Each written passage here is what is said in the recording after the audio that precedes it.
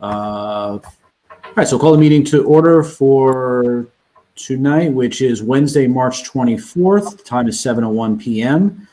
In accordance with the governor's order suspending certain provisions of the open meeting law, general law, chapter 38, subsection 20, relating to the coronavirus emergency outbreak, the March 24th, 2021, 7 p.m. Norfolk School Committee meeting will be held remotely. Alternate public access to this meeting shall be done through NCTV, which is at that YouTube channel. This application will allow users to view the live meeting. Questions and comments submitted prior to the meeting will be read by the chair during the open public comments. The meeting will be recorded for future rebroadcast by Norfolk Community Television. School committee meeting documents may be found on the Norfolk Public Schools website, which is at www.norfolk.k12.ma.us. And regarding the questions and comments can be submitted ahead of time to schoolcommittee@norfolk.k12.ma.us. Please note questions for the school committee must be submitted prior to 3 p.m. on the day of the meeting in order for them to be read at the meeting. And then we also have the Google meeting number down there. And as we start out with every meeting, we read the mission statement, which is the Norfolk Public Schools offers a safe, joyful, and challenging learning environment that meets the needs of our diverse students. Through school, family, and community partnerships, we provide education that inspires lifelong learners and cultivates caring and productive citizens of our ever-changing world. Roll call, please. Medora Champagne. Jennifer Wynn. Shannon Meneses. Thomas Doyle. Ingrid Alardi. All right. So as to the aforementioned public comment, we did not have any submitted. And we also did not have any correspondence submitted. So we're already on to my portion of the evening, which will require a vote, which will be the new bus agreement with Homes. So if everyone could just get that up, and then we will need, eventually we'll get discussion of, obviously, but get a motion to accept the proposed bus contract. But Ingrid, I don't know if you want to introduce it first or walk through the particulars of it. Sure. So we did submit or put out a bid for a new 3-year bus contract. We've worked for the past couple of bid cycles with our regional partners in Rentham, Plainville, and King Philip, and have worked to develop one consistent set of bid specs for the public bid process. In response to our invitation to bid, we only had one qualified bidder. That was Homes Transportation. And that's the one bid that was received by each of the 4 districts. The annual cost of their proposed bid for 21-22 is $581,520. If the school committee chooses to continue to require Homes to secure a performance bond, then it's an additional $12,000 in cost. So you see the annual cost of the bid and the cost with the performance bond requirement. In the past, the committee has voted to waive the performance bid and go with the lower cost, but that's a decision the committee would have to make. So tonight we have to, we're seeking a vote to award the contract to Homes Transportation, and then a vote as to whether or not you want to require the Homes to secure a performance bond bid, or if you want to go with the other annual net cost.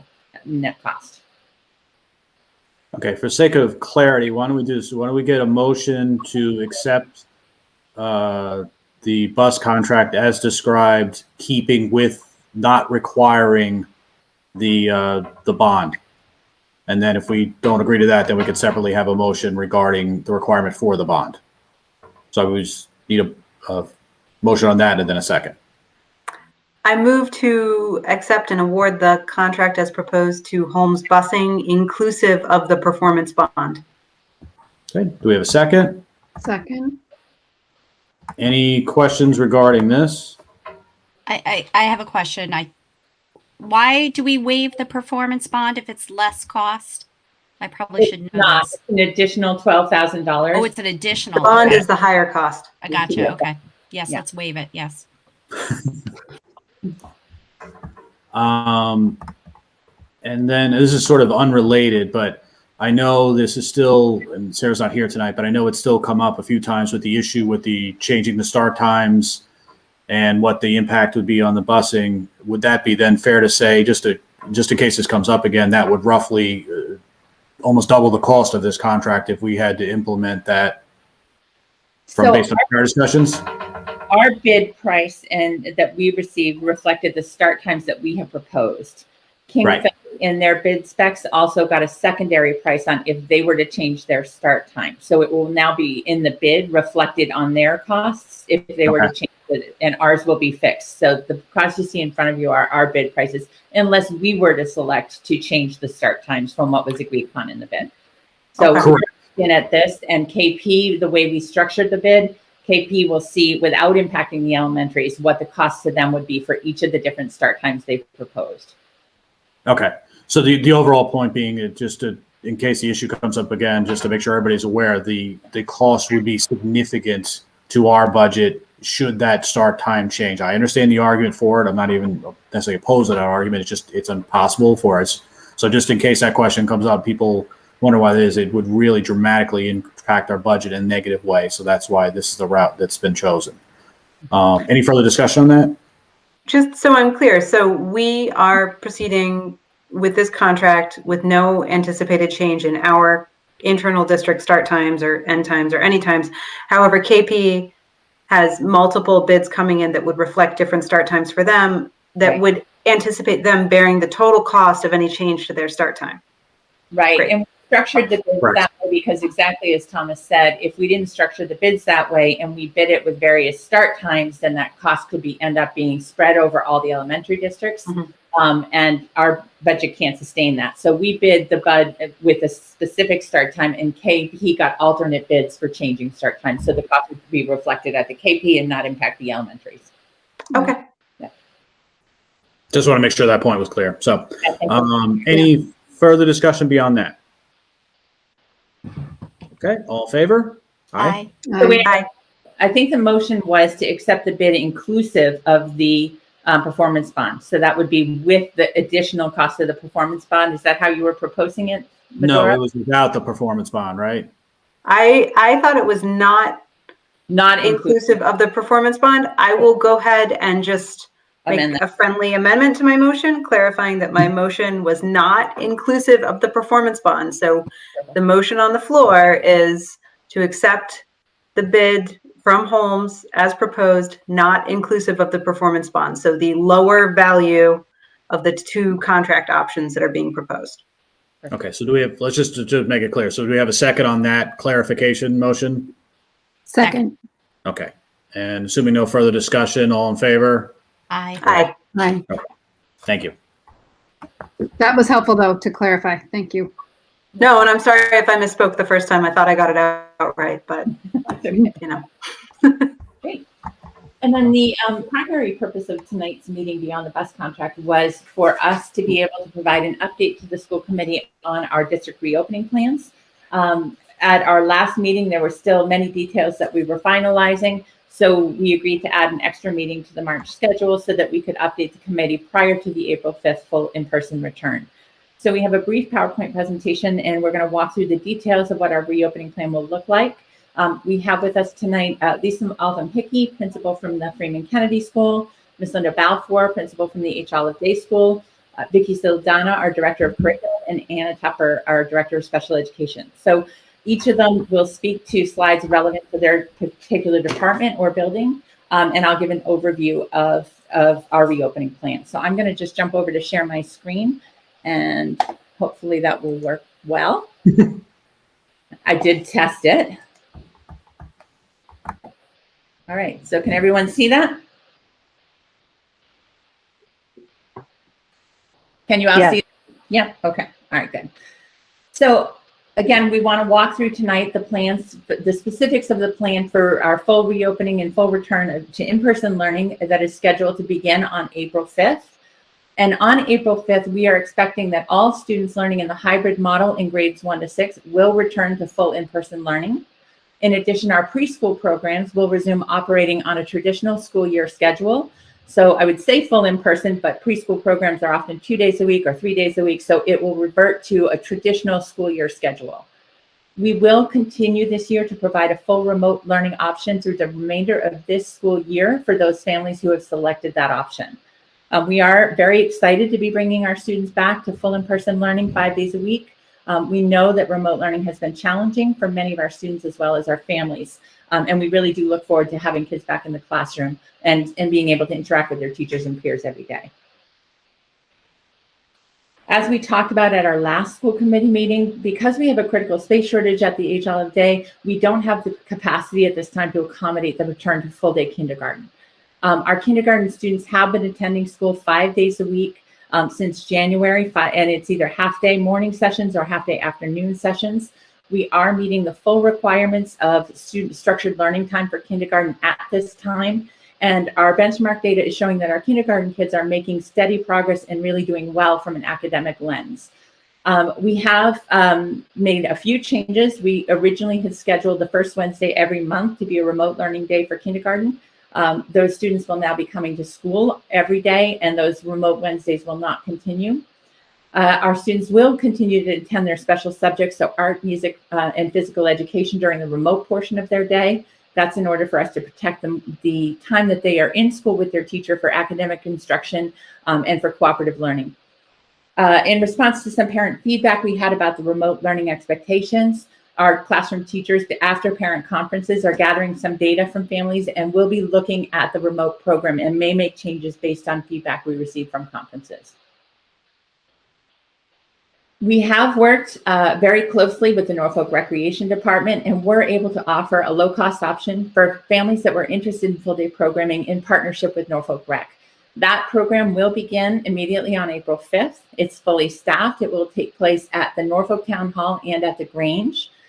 There have been a lot of families interested. At this point, we have 82 students registered to participate in that program.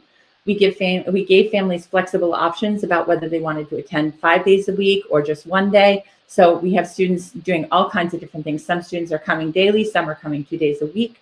At this time, we have no wait list for that program. So anybody who has been interested has been able to access the days and times that they were seeking. That program will align with our school district programs and in terms of COVID-19 safety protocols. And the recreation staff will provide not just academic support opportunities, but social and peer interaction, outdoor play, arts and crafts, and a range of different experiences that the rec department is designing.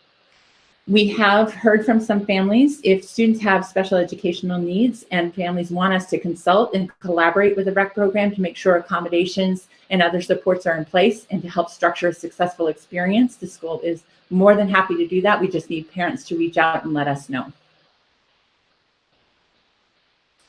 I'm going to turn it over to Vicki Saldana now, who's going to talk about our plans. We do have, as you're aware, a remote learning classroom currently at every grade level. Based on survey data from parents, many students that are currently in full remote classes were interested in returning to in-person. So I'm going to turn it over to Vicki to talk about plans for each of the grade levels and the current remote learning classes. Vicki? Great. Thank you. So as Dr. Lardon mentioned, we sent out a survey this past month asking our families to indicate their intention of either returning to full in-person learning or if they wanted to remain in the remote learning model. The survey indicated that we had more interest than we initially anticipated from our remote learning families, that they would be interested in exploring returning to full in-person. So we sent out a follow-up survey just to kind of gather more information, and we discovered that in certain grade levels, we had more than half of the parents indicated they would be interested in having their child return to full in-person, especially if they're able to keep their current teacher, their classroom teacher for their child. So we kind of started working on figuring out what that would look like for each grade level to ensure that we're able to still kind of meet the learning requirements, ensure that our students in both models will still be able to access their curriculum appropriately. So we came up with the following suggestions for our plan. So in kindergarten, as you can see, that more than half of our remote students are interested in returning to in-person instruction with their half-day option. So in order to do so, we're going to shift our kindergarten, the two cohorts. We're going to make our morning AM kindergarten class is going to be the in-person class. So all the students that are interested in returning to school will attend school in person in the morning. And then our PM kindergarten class is going to remain the remote class.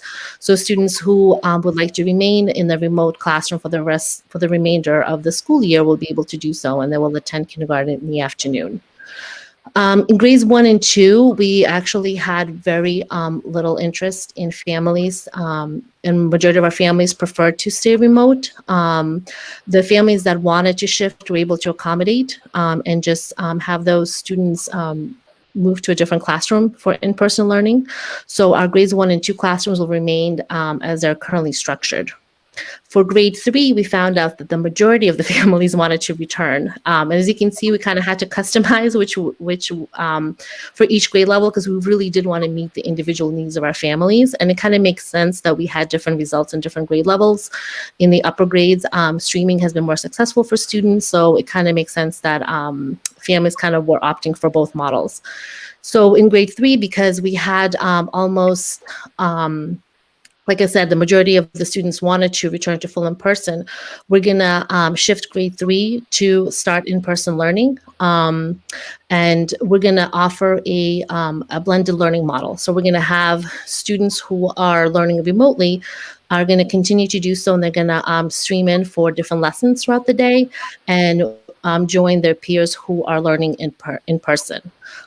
To ensure that that there's sufficient support, we're going to have our reading and math specialists provide additional support to students who are in the remote learning model. There might be like an end of day check-in, just to ensure that if there's any more challenging concepts, that they have an additional teacher who's able to check in with them, while our grade 3 in-person teacher is attending to the kiddos that are in front of her. In the next slide, our grades 4 and 5 classrooms, which are a little bit larger too. We had, like I said, approximately 60% of students wanting to return to in-person, but and we still had a larger number than, for example, than grade 3, just because the classes are larger, that are going to remain remote. So given that the content is, it increases in complexity as you go up the grade levels, and the fact that we have more students are going to remain remote, we really felt strongly that we needed to offer and hire additional staff to support our grade 4 and 5 teachers who are teaching remotely right now. So we're looking into all our options. Like I said, our goal is to really ensure that we're offering the most optimal model for our kids in both models. So we, as we're kind of looking in our staffing availabilities and what resources we need to provide, we're going to make our final decision whether or not we're going to be able to offer that blended learning model for those 2 grade levels by April 1st, and we'll notify our families. And for grade 6, the majority of our families indicated that they would like to remain in the remote model. The few students that didn't want to return in full person, just like in grades 1 and 2, we were able to accommodate that and place them in other classrooms. So our grade 6 classroom is gonna remain remote as of right now. Our next kind of step that we've also been part of our planning is helping kind of what would our school look like and how can we best support our students as we transition to full in-person learning. As we all know, that this is the first time in a year that students will be in a building together at this capacity. And even though the majority of our students will adjust quickly since they have been in school part of the week for many months, we do recognize that this is a shift for our kids and that they will need time to adjust to new routines and expectations. For example, just having to attend school 5 days a week for 6 hours is gonna take a toll, until they kind of adjust to that routine of having to get up in the morning and catch a bus, and like kind of be in school. And so recognizing that our staff and administrators are planning on incorporating numerous supports to kind of aid our students with this transition. So like in the beginning of the school year, we're taking a tiered approach with our academic expectations to ease the transition process. This will look a little bit different, of course, in the lower grades and the upper grades. During the first week of school, we will use the opportunity of having all our students in front of us together to revisit and review some significant concepts and skills that have been taught this past school year. Our teachers are really great at using data to kind of identify which skills could use a review, so they can really target the skills that are needed. So in math, for example, we were talking to some grade levels, just giving kids an opportunity to use manipulatives as they're learning fractions, is something that we're able now to do for all our students together. So our focus the first week is going to really be about kind of getting both cohorts in the same spot and taking that opportunity to provide some intervention and review of skills. We'll also be focusing on reviewing routines and expectations and helping our students get used to transition throughout the school day. For example, like lunch and snack is going to look different because now we're going to be at full capacity, and lunches in one of the buildings is going to be in different places. So just how, like, even having kids be able to like walk the hallway, you know what I mean, in larger groups and still follow our safety protocols. So all that is going to take a little bit of time to establish. Having specials in person, for example, too. One of the other things that we're putting in place is our mental health teams will be available to provide any additional support for students as needed the first week. We'll also leverage our social emotional programs, the Open Circle at HOD and Freeman Kennedy, Second Step at Freeman Kennedy, really pulling lessons that emphasize on community building. Our adjustment counselors are also gathering resources that will have some helpful tips for our families on how to support your child with this transition, and that will be in next week's Wednesday's Words. Thank you. So one of the things that we also wanted to review is tracing and quarantining guidelines. So I'm basically going to they're pretty straightforward because they're right from the CDC and DESE, but individuals who test positive for COVID are still required to quarantine from 10 days from the start of symptoms, or if asymptomatic, for 10 days from the date of the positive test. After the 10-day period, individuals can return to school if they are fever-free or symptoms have improved. Close contact at this time is still considered anybody who's within 6 feet of a COVID-positive individual for 15 minutes or more over a 24 period of time. Close contacts are required, just like before, to quarantine for 10 days, and they can end the close contacts can end their quarantine on day 11 if they have not experienced any symptoms up to that point, and the individual and parent conducts active monitoring through the 14-day. Of course, if there's any questions families have, like as always, our nurses are available to answer those. So if there's any hesitation, please reach out to our school nurses. Dr. Allard, I'm going to pause here for a second. Is there anything you wanted to add to that slide? No, I would just say we wanted to review this because as we've talked about, when we bring students back, they will now be seated at 3 feet of social distancing in the classroom. So we do know that will increase the number of close contact students may have if we have positive cases. So we want parents to be prepared for that and understand the requirements still remain the same as far as quarantining students who have been identified as close contacts of a COVID positive individual. I'd also want to say that we are aware that the governor has shifted the travel the travel requirements, and it is now a travel advisory. And we are in the process of working with our district medical staff, our public health nurse, and the Board of Health to determine what that would look like and how that will impact our practices going forward. So we will send information to families once those final decisions are made. Ingrid, may I ask a question now about this? Sure. So if a teacher's vaccinated, would they still be considered a close contact? I'm just thinking, No, that's a good question. So the CDC requirements are anybody who has been fully vaccinated, and that means after the waiting period after the second shot. So in most cases, 14 days after your second dose is no longer considered a close contact and is no longer required to quarantine. So it's very beneficial to districts that to have teachers vaccinated. As it will be less disruptive to the educational experience for teachers and for students. And sure. That's where I was going is substitutes. If would the teacher teach remote? I'm just trying to wrap my mind around so what it's would not happen any longer. If somebody is fully vaccinated, they're not required to quarantine and they can continue to come into school. If somebody is not fully vaccinated and has to quarantine, then what we've been doing is having a substitute in the classroom when possible, and the teacher streaming in and providing direct instruction. Our goal is to keep in the building whenever possible. Okay, thank you. Sure.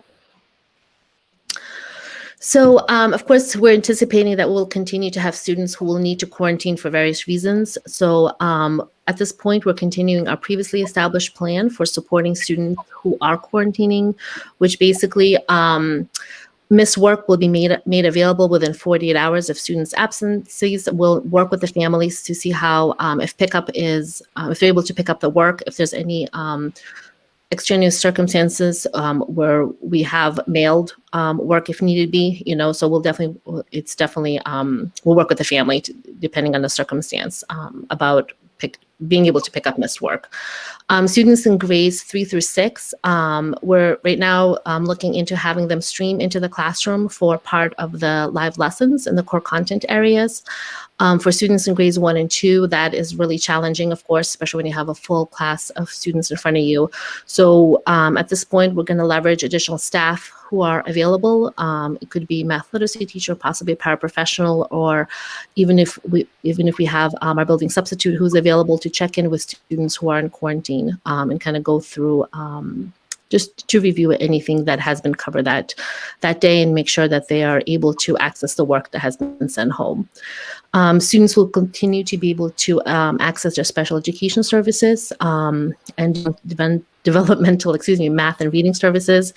And special education and developmental, our teachers will reach out to coordinate to schedule as the students quarantined to work out a schedule with the families. We are planning to review this plan as we wanted just to kind of get school started, see how things go, and then kind of meet back with the teachers to see if there's anything that we need to shift in these expectations. And if we do, we'll definitely share them with the families as well. Okay. As far as arrival and dismissal procedures, we are planning at this time for those to remain as they are currently set up. We did, in the parent survey that we sent out, see a significant shift in the number of parents who are currently driving, who are going to choose to access school-based transportation for the remainder of the year. So right now we have about 50% of our parents driving and 50% of students on the bus. From April 5th through the remainder of the year, that will shift to about 70% of our students riding. As a result, we believe that there won't be a significant increase in the drop-up and pickup lines for parents that are driving. While we'll have all of our students in school, fewer parents are driving and more students are on the bus. But we're going to have to monitor what that looks like during the first week. If we find that the drop-up and pickup lines are too long, we may have to stagger the arrival, as we did earlier in the fall. But the building principals are going to monitor that, track times, and make adjustments as needed. Right now, we think that the current plan will be effective and will work. Bus routes, again, because we have significant changes to the number of students riding buses, we are working with homes to revise all of our bus routes. Every child whose parents indicated that they want their child to access school transportation will be assigned to a seat on a bus and to a specific bus route. Students will only be permitted to ride their designated school bus. They will have an assigned seat for the ride to school and the ride home, and siblings from a family will be seated together on the bus. Drivers and students will continue to be required to wear a mask at all times while they're on the bus, and we will be following the guidelines from the Mass Department of Education in terms of bus safety protocols. So bus windows will remain open at least 2 inches to allow for optimal air circulation while the bus is in motion. In adverse weather conditions, buses are required to operate with every other window open. Again, as I mentioned, students need to ride only their regular scheduled bus, and all of the bus routes will be posted on Monday, March 29th for families, so a week prior to opening. Safety protocols in school buildings. We will be continuing most of the current protocols, although some have to shift and adjust because of the changes to social distancing. All of our students and staff are required to continue to complete the daily COVID screening. So our staff do that by logging into a Google form, answering a series of questions, ensuring that they haven't been exposed to someone with COVID, they aren't displaying any symptoms of COVID, and they submit that daily. We've sent that checklist home, and parents are supposed to be screening and keeping kids home if they demonstrate any of the symptoms on that COVID checklist. So that will continue to be in place. We will continue with our hand washing routines. Our classroom desks, as I mentioned, are going to be placed 3 feet apart with all students facing in the same direction, and that's per the requirements of the Department of Public Health. And students will stay seated 6 feet apart during lunch, snack, or anytime they are not wearing a mask. They will have an assigned seat for lunch for the remainder of the school year so that they're sitting in the same location in the cafeteria next to the same students. That's important for contact tracing reasons and to limit any potential exposure. We have plexiglass dividers that have been installed in all of our office spaces and in instructional spaces. In the classroom, those plexiglass dividers allow teachers to meet with a small group of students, 2 to 3 students at a time, for the purpose of providing differentiated instruction. That is only allowed as long as students continue to wear masks. I know there has been some question about could students use that to shrink the distance when they're seated during lunch. That is not permitted according to the Public Health Department, but it is allowed if students are wearing masks. We'll continue to limit movement throughout the building as best as possible. And again, sharing of materials between students will continue to remain restricted. Cleaning protocols, we will continue to diligently maintain our current cleaning and sanitizing program. School buildings, we were able to add this year through grant funding an additional day custodian to each building. On a typical year, we operate with 1 custodian in the building during the day and 2 at night who clean the classrooms after the school day. We have 2 custodians in each building all day, 5 days a week at this point, and that's grant for the second custodian being grant funded. That allows us to continuously clean throughout the day, restrooms, common spaces, all high-touch surfaces, doorknobs, things like that. All classroom office spaces, classrooms, cafeteria spaces, the gymnasium, the entire building really is cleaned nightly with electrostatic spraying. With the cafeteria, having students in multiple grade levels using the same space, all of the desks and tables will be sanitized between each lunch period. And recess equipment that goes out with students is sanitized nightly and not shared across classes. As far as in order to leverage outdoor space, because again, as I said, students have to be seated 6 feet apart whenever they're not wearing a mask. So if they're taking a mask break or if they're having snack, our facilities director, Matt Hafner, has been working with outside vendors and with the Norfolk building inspector to develop a plan for leasing 6 large tents. 4 will be placed at the Freeman Kennedy School and 2 at the H. Olive Day School. And we had to involve the building inspector because of the length of time the tents are going to be up. They have to meet certain building codes. The tents are going to be used to support learning and to provide areas for teachers to take classes out for small group learning or to access a mask break, or in some cases for students to eat snack with their classroom. Again, as far as HVAC and classroom air, as the weather continues to get warmer, we're able to leave classroom windows open for larger portions of the day. We are also able to adjust our HVAC system so that it is bringing in 100% fresh air during the school day. We will be having teachers please keep the classroom windows open whenever the weather permits. And all of the instructional spaces that we are currently using, we have installed HEPA air purifying units, and those run continuously throughout the day. This is just to give you an image. In order for us to meet the building code requirements and to put up permanent tent structures that we will keep in place through June, so 2.5 months, we had to clear and prep some area. So you can see this is at the Freeman Kennedy School. There's hard packed gravel that's been installed so that we can put the tents over these areas. One's behind the school, one is to the side of the school, and you can also see that we put up some snow fencing in order to prevent students from leaving the area or accessing the roadway that's the entrance to the Freeman Kennedy School. At the H. Olive Day School, you can see we also had to purchase for both buildings or lease for both buildings additional storage units and shipping containers. We had to move furniture out of classrooms and out of common spaces in order to create more space to accommodate student desks. So that's at both buildings. And then the picture to the right shows you the back of the H. Olive Day School, the field adjacent to the Kunde Forest, and that is where the 2 tents for the H. Olive Day will be set up. I'm going to turn it over to Linda Balfour, who's going to talk just a little bit in more specific detail about what lunch, snack, and specials will look like at the H. Olive Day School. So I'll turn it over to Linda, and she will start with the building plan for lunch. And I think, Linda, you might be muted. So Pam, Yep. All right, there you go. There we go. Okay, so good evening. And as you can imagine, We have been very, very busy at HOD getting ready for our transition for everyone to come back to school. It's a lot of work, as it is at home, getting your children ready to come back to school. But it's worth every second because we are just so excited to have everyone come back, or most of our children. Some of our remote children won't be, but most of our children return in full. And the kids are just beside themselves. They're so excited to be doubling the number of classmates. So it's wonderful. So most aspects of our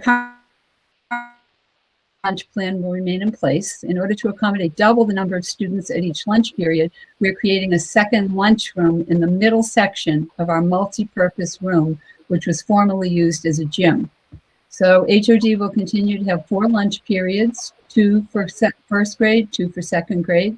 Students will have assigned seating at lunch as they have all year. They will continue to be seated 6 feet apart. Students will continue to sit at 8-foot tables with 1 child at each end. New tables were ordered and are being set up this week in that middle section of the gym. An additional lunch monitor will be hired to supervise that area. So we'll have 2 separate sections where the kids are sitting for lunch. You know, they're adjacent to each other, and 2 separate people that will be supervising them. Our food service director, Mrs. Linda King, will hire an additional person to serve lunch in order to have 2 serving lines. This year, our serving lines have been longer than usual, especially with the continuation of our free lunch program. All tables will be sanitized by our custodial team using the electrostatic sprayers between lunch periods, as they have been all year. Lunches will continue to be 30 minutes in length, and students will return to their classrooms after lunch to wash their hands and get ready to go out to recess. Okay, our recess plan. Recess will serve as a mask break. 3 classes will go out to recess at a time. Each class will have a designated area of the playground to use. The areas will rotate throughout the week so that each class has the opportunity to use each of the 3 play areas, and that would be the play structure area, the field, and the blacktop area. And recess is 20 minutes long. For snack break, all students will be seated 6 feet apart from each other during snack time, facing in the same direction. We're currently weighing several different options for seating during snack.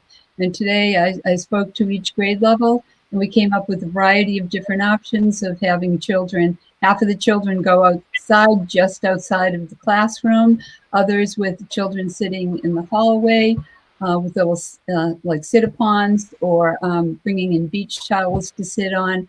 So we have a variety of different options that we're weighing. Having snack outdoors will be an option when the weather is conducive to going outside.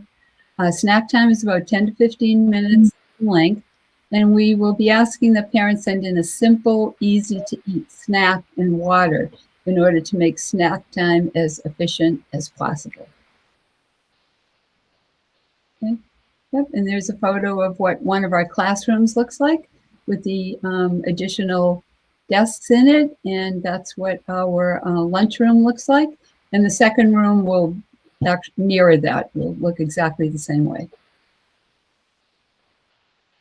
Okay, for our specials, students will have art once a week for 45 minutes. Students will have music once each week for 30 minutes.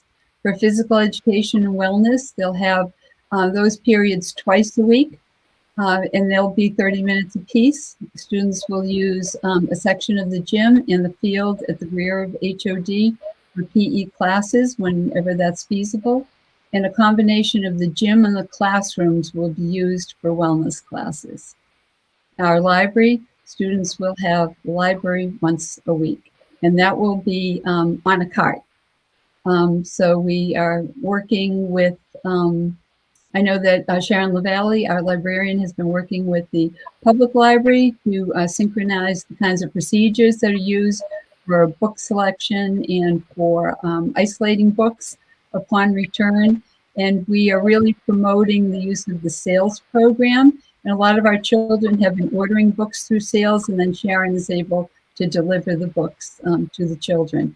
So we hope that once the children see, with her coming into the classroom and see the exchange of books, that it will really be the catalyst for many other children ordering books online as well. And we are now working on plans for students to be able to access the art and music room for at least part of the day in order to participate in specials. Thank you, Linda. I'm going to turn it over to Lisa Hickey, who will talk a little bit about how it looks different at the Freeman based on the age of the students and the space available at that site. So, Lisa? Thank you, Dr. Lardy. I'll echo Mrs. Balfour's basically excitement about the students coming back. It is the big talk basically in the classrooms, the teachers are saying, with the students, very excited to have more peers within their classroom. So we are excited and we are working hard, as Linda said, and I can't wait for April 5th to be here. I just want it to come at this point in time. So, it's going to be a little shift basically at Freeman Kennedy School. Right now, all of our students are eating lunch in the classrooms. So now we have basically kind of shifted that piece of things where we have put 72 desks basically in our cafeteria. From there, we looked at the band room and the music room. So we relocated our 2 teachers so that we could fit more desks basically in some central locations. And then at some grade levels, depending basically on the total number of students at that grade level, we will have to use some classrooms as well. So at Freeman Kennedy School, we're going to go to lunch first. That is also a change. Typically, we go out to recess first, but we want to make sure that we have our healthy habits and that we're washing our hands before we enter that cafeteria. The lunches are going to go in chronological order from 3rd, 4th, 5th, and 6th grade. Our lunchtime is a long time. It starts at 10:40 and does not end until about approximately 1 o'clock, 1:20 in the afternoon.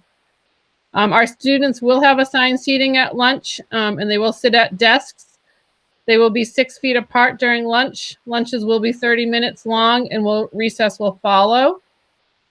Students will use hand sanitizer prior to exiting the cafeteria. All of our desks will be cleaned and wiped down after each lunch period with hand sanitizing wipes as well. Our students at Freeman Kennedy School, because there's so many in the cafeteria, we will not be lining the kids up to pick their lunches up. Basically, if they are buying lunch, we will be having a delivery system. So the lunches will be delivered to the student's desk, and we've had worked with Ms. Linda King and our tech team to actually coordinate all of that. It's kind of like Battleship.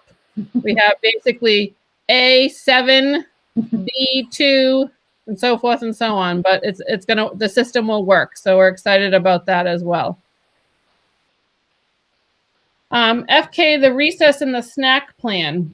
This is going to be a big shift, and I'm going to ask basically, and I'll be sending out some communication to our parents too. We're going to be asking all of our students at recess, because of the quantity of students at each area is going to double. We're going to be asking that they wear their masks at recess. So that is going to be a shift for them at our school, but we think it's the safest possibility moving forward to keep everybody safe. They will have a designated area if they want to go to have basically a quick mask break to take something off as well. All homeroom classes, again, just like over at H Olive Day, will basically remain together at recess and be assigned a designated area where they will also rotate. So we have anywhere from 5 to 6 classes going out at a time. We will be using the baseball fields, a large playground that is enclosed closest to Boardman Street. We will divide that down the middle. We also go and use the fields basically in the back of the school as well, plus the playground fields. So recess is 20 minutes long. Snack break will be held outside unless we have some inclement weather that comes, but we're hoping for all sunny days. Snack time is built into the teacher's schedule. It's 15 minutes. One of the areas that we are able to use, which is kind of nice, is we'll be actually using the bus loop for snack outside. And we have actually measured how many students that we can fit, because we can close the bus loop down, and it has basically once the buses finish coming in, we lock a gate so that no one can come into that bus loop. So we can fit almost 120 kids around that bus loop. We tried it with 5th grade. They were my class that came and helped me, and it worked out really well the other day. So other students will be accessing tents in the back too. It all depends. What we try to do is balance, basically. If they have an early lunch, like my 3rd graders, we want them to have a snack later in the afternoon, vice versa. If 6th grade has lunch at 12:30, we want them to have a snack around 10 o'clock. So we kind of alternate that to make that work. Here's a picture of what it looks like in the cafeteria with the desks. And then here's a picture basically of what one of the classrooms looks like with approximately 22 desks in the classrooms. And FK specials. So for physical education, it will be in person. It'll be 2 times 30. We'll be able to either access the gymnasium, or we'll be looking to use outdoor time as well. Our art, music, and library will be on a cart because we've had to, take up some of our classrooms basically to relocate lunch. So art is going to be 1 times 45 on a cart. They'll be traveling to the classrooms. Music will be on a cart, 1 times 45. And library will also be on the cart. And we also have basically Mrs. Johnston, who is a member of our school community. She typically teaches 3rd grade. This year, she's going to come finish the year as our librarian, who'll be working in collaboration basically with Sharon LaValle and Jerry Fox as well. So we're excited to have her back too. Dr. Tupper is going to share a few comments about how special education will be impacted by the transition back to full in-person learning. So I'll turn it over to Anna. Hi, everyone. Nice to see you tonight. And similar to my colleagues, we are just so excited to be bringing back all students. The special ed department has done a great job of having students in person since July 7th. And we're really excited to welcome back everyone. So in terms of changes, each special education student has an individual schedule of special education services. So those may or may not be impacted by the full return to in-person learning. Some of what may impact those schedules are typically classroom schedules, special schedules, lunch and recess. We've seen how these schedules that Mrs. Balfour and Mrs. Elfin-Hickey highlighted are changing a little bit. That may impact the schedule of special education students for individual students. So changes will be shared with parents via their child's special education liaison. During the pandemic, we've had COVID-19 special education learning plans. In the spring, we had remote learning plans, and from September on, we've had these COVID-19 plans. These plans were written to accommodate a modified day due to the pandemic. They are going to be held in reserve, given the full return to special education learning, and students will be meeting their full array of special education services within a traditional model. So in other words, the last accepted IEP is what will be in place as students return back to school 5 full days. Something else that we're going to be working on, that we continue to work on, is our extended school year. We heard from our commissioner last Friday. We will be offering in-person learning this summer for our special education students who qualify. There will be an opt-out option for families who wish to continue to support their students learning at home. And so that's there. With regard to team meetings, special education meetings that have been scheduled after April 5th will likely change due to the return in full in-person learning. And again, these meetings are scheduled around special schedules and lunches and preparation times. So more than likely, those meetings may change, but they may not. So if you have an annual team meeting or an initial reevaluation meeting scheduled after April 5th, either our team chairperson, Mrs. Olivetto, or Mrs. Whitehead, who leads our preschool meetings, will reach out with new days and times to consider. In terms of the meeting platform, since last April, we have been having virtual team meetings. We will maintain that meeting platform through until the end of the school year. Okay. All right, so that's an overview of our plan. I'm going to stop screen sharing because I can't see anybody whose hands are up, and then we are happy to take any questions that the committee may have. So. I actually do have one. First of all, thank you everybody for that detailed presentation. I just had a quick question. Do we know how many teachers and staff will be partially vaccinated or fully vaccinated by the time we start? We know that at this point, 94% of our staff have secured appointments and have either had their first shot or had their first shot scheduled. I would say probably 60% will have had their second shot prior to opening, but 94% will have had it scheduled. Okay, all right, great, thank you. Sure. Any other questions? I think Medora has one. I have a question. It's a quick question, I think. For Freeman Kennedy, I know, well, I guess it's a question in two parts, so maybe it's not that quick. For the specials, has DESE modified weren't there, there were, my recollection is some strict regulations about, in particular, music. Has that changed? So no, they haven't, but what we are doing is working with both music teachers. So the DESE requirements for music is if students are going to be singing, they have to be a minimum of 10 feet apart, all facing the same direction, which obviously, I mean, we need a football field to have a music class. So and it would be very Sound of Music. I think that would be great. Like you could all be out in the field. So we are going to provide music, but they are shifting instruction to do musical concepts, musical theory at the upper grades, movement, things like that at the lower grades, rhythm kinds of experiences. We can't share instruments, but there are some kinds of equipment that we can use with classes. So the music curriculum will be different for this year, for the remainder of the year, than it is in a typical school year. We continue to monitor that. DESE has said that they may, should CDC or Department of Public Health release additional changes to those guidance, they may update that again, but currently that has not changed for music.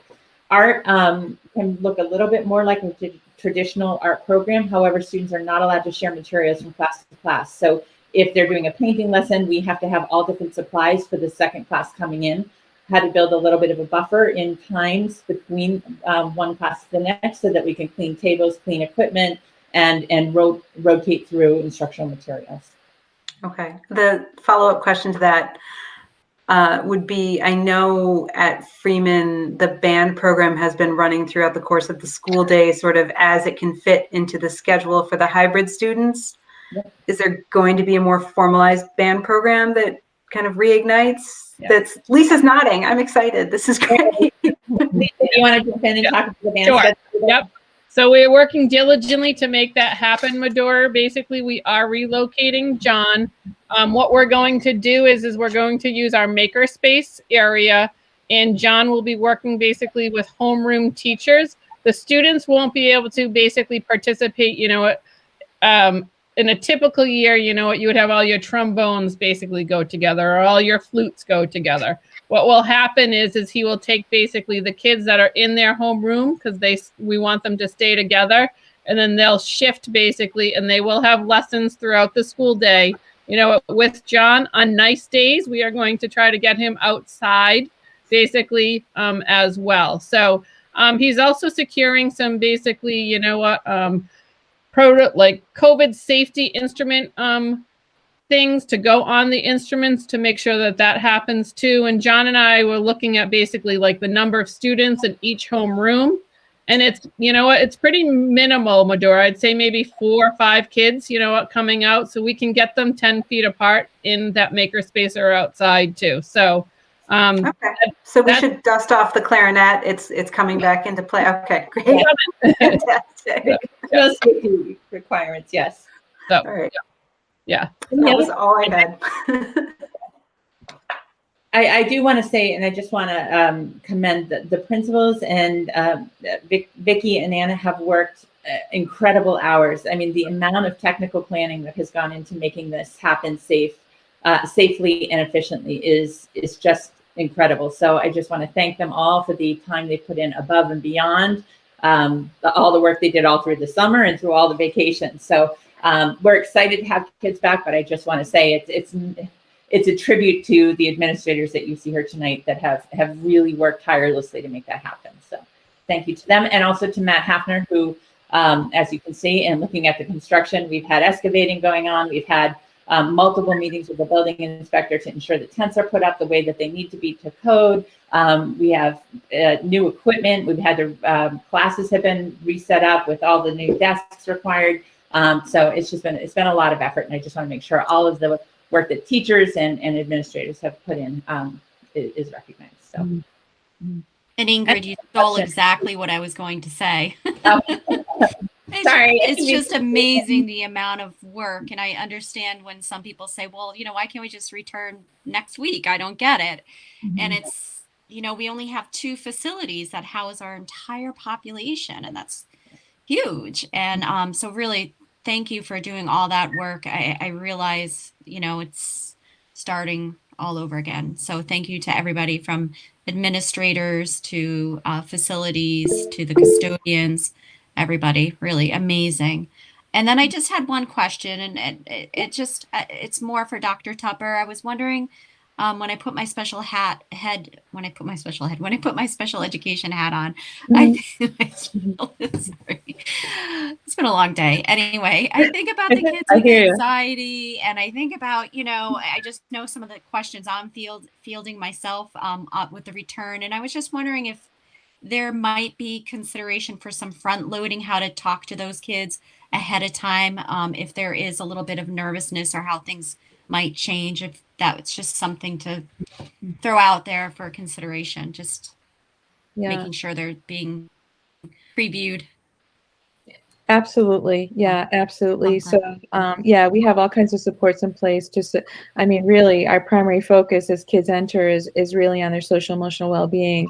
And so I would just say, from a special education lens, and also, ELS as well, our Mrs. Brightman has done an amazing job supporting our English language learners, really being in tune with kids and keeping open lines of communication with parents. That's been part of our guidance, and it's really, there's been a heavy emphasis on that. But I would also encourage families, if you're aware of something, I've received a couple of emails this week and been able to, pass information on to providers as well.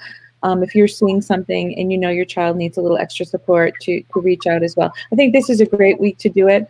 I'm so happy that we have parent-teacher conferences this week, because it's really an opportunity for families to talk about the full in-person return and what their children need to support them. Yeah, we have all kinds of supports for all kids, and then also for our special education students. Yeah, lots of preview, visual schedules, all those pieces. Yeah. Great. Any other questions from the committee?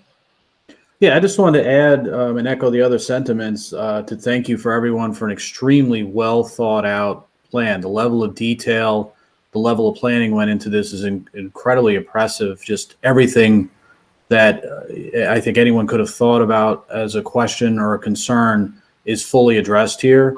So that's a credit to every single person part of this process. And I know it's a team of thousands, basically. And I'm amazed that if you told me in September that 6 of our 7 grades would be back full time by April, you would have made a lot of money off me in a bet, because I would have taken that bet all day long. And that is amazing. And so that's a testament to a lot of hard work by a lot of folks. Some outside things, obviously vaccines and such coming into play, but it is fantastic to see. I know we had some folks that expressed some concerns regarding the kindergarten. As I said, hopefully we've been able to fully understand why that's the one that we can't bring back fully.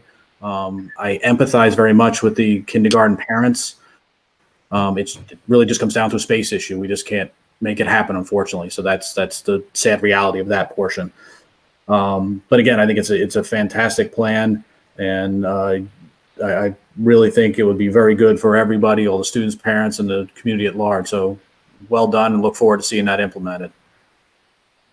Yes, and well done for getting Ann Proto in the rec department.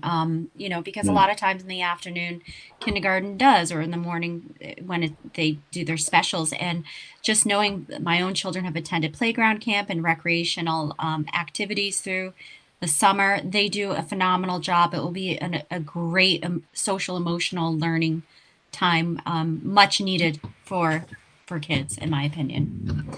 And at such a great price. I mean, I want to throw that out there as well. So you're looking at what, 3 to 4 hours of extended day learning for, if you're not the parent of a kindergarten child, perhaps you haven't looked into this, but it's $15 a day. Yeah. I challenge you to find any babysitter that would work for that period of time. I mean, they know how to in do addition fun. to being, people who are helping with educational activities, I can't find someone to watch my dog for that period of time for $15. So I'm thrilled that it was made so economical and affordable for the families that want to utilize it. I'm sure that while it's not ideal that it's not a full day return for the kindergarten students, those parents that have been accessing private daycare or childcare options on their either morning or afternoon schedules are going to see some considerable savings, which set the cost of that program through a grant through the CARES Act grant that we received. So we did partially fund the K program in order to offset the cost for parents. So we were able to keep it down to $15 a day, which was great. We are providing transportation to and from the rec program. So if your child's an afternoon kindergarten student and attending the rec program, parents drop off at either the Grange or Town Hall. Students can ride the bus from there to school and attend their afternoon program and then take the bus home. So for families who chose to access it, will be a full day program. So I think we're in good shape with that. And again, we still have space open, so there is no current wait list. Everybody who has been interested has been able to fully access that program. So and we've had a great response. So there's about 82 students that are out of the kindergarten that will be accessing the program for some portion of their school day or school week. So that was great. I did just want to comment, because this is a formal school committee meeting and public comment is required to be pre-submitted by 3 o'clock. We do not take questions from the chat during the meeting. So if you posted something to the chat and you have a question, please reach out to us. We're happy to answer them, but we need to be consistent with our public open public meeting requirements. So if there's something that you posted in the chat and you're looking for an answer, building specific questions, I know there's something about kindergarten screening, should go to Ms. Balfour at the DHL Day. Any general district questions, I'm happy to answer. You can either call the office or reach out through email, and I'm happy to respond. Again, FK, Lisa Alden Hickey, Anna Tupper, special ed questions. So thank you. So to that end, Ingrid, and you may have mentioned this in the beginning, so I apologize if I'm repeating this. The presentation that was just done, that will be sent out to everyone, because that's a great resource, and that will answer probably a fair amount of questions that folks may have if they weren't able to catch the whole thing. Absolutely. So we will be posting, this was recorded by Norfolk Cable, so it was live broadcast, but also recorded, and we will be posting that on our website and letting parents know that it's available to access that through the website, as well as the PowerPoint presentation is also posted. So great. Very good. I did want to say one last quick thing to piggyback on what everybody has said is, again, thank you. I can't imagine all the details, and I mean, it's clear a lot was thought through, but also as a parent of a kindergartner, I want to say thank you for taking careful consideration and being mindful of parent feedback and taking that. Not only did you have to make the original plan, but really incorporating feedback and rolling with that in such a gracious and helpful way to the community. So thank you. Thanks, Dana. All right, great. With that, Thomas, I think we are on to meeting minutes from the last two meetings. And I just, because as I said, the administrators have been working around the clock, you are free to go. You do not have to stay for the reading of the minutes. But thank you for joining us tonight. It's much appreciated. Okay. Thank you. Thank you. Thank you. All right. So as noted, we do not have any committee reports tonight. So then we would just need a motion. Will be two separate motions. One motion to accept the budget hearing meeting minutes from the 3rd of March, and then a motion to accept the regular school committee meeting minutes from the 3rd of March. So two separate motions are needed. I move to accept the budget hearing meeting minutes from the 3rd of March. Have a second? Second. Any further discussion on that? Aye. Assuming no. All in favor? Hi. Aye. I'm trying to get first. You guys are so fast. Someone was very excited to vote. Appreciate that. Jen really likes our budget. See if she's excited about the regular meeting minutes, but we'll have to see. All right, so then, We'll let you do this one, Jen. I need extra wait time. Come on. all right, so just need a motion for the regular meeting minutes for 3rd of March. I'll I make a move to- motion. oh. I'll make a motion for the regular meeting minutes from the 3rd of March. I do a second. Second? Now you wait. Assuming no further discussion regarding that, all in favor? Hi. Aye. All right. And then our next regular meeting is April 13th. Does that work for everybody? And then we'll have to assume it will work for Sarah.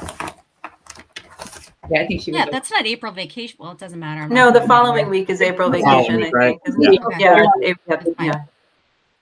I think we had tentatively thrown out that date last meeting anyway, so I think Sarah was aware of it, so I don't think there'll be any issues with that, if I remember correctly. That's right. We It's did. fine.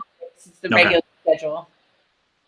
Could we tentatively plan on, I know you had mentioned earlier in the meeting, the questions surrounding travel, now that the travel advisory has been waived by Mass, maybe something about that on the agenda, since April vacation will be the following week. It seems timely, if there's going to be any sort of expectation. Yep. I spoke with a public health nurse today who is reaching out to the Board of Health. We're also looking at what Rentham, Plainville, and KP are planning to do. There are many districts that are planning to continue to enforce their current policy through the end of the month and require families to notify the district if they're traveling and quarantine for 10 days post-travel, out of concern for, as we mentioned earlier, the potential increase or spike post-travel after April vacation, in addition to the fact that if there's a positive case, we now have, with kids 6 feet apart, there's no close contact. If an individual is positive, with 3 feet apart, you have students are all surround you and on the diagonal. So you have 6 or 7 students whose education would be impacted by being in close contact. So we're reviewing that carefully, and I should have a recommendation from the Board of Health prior to the next meeting. So we'll probably send something out to the community, and then we can discuss it further at the school committee meeting once the Board of Health weighs in. Okay, perfect. So yes is the answer to your question, Medora. You were like me just then. You just gave a very long-winded answer to a short question. It's All not right. just me. I think that is it. So we just need a motion to adjourn tonight's meeting. I'll make Everyone for joining us. We are adjourned.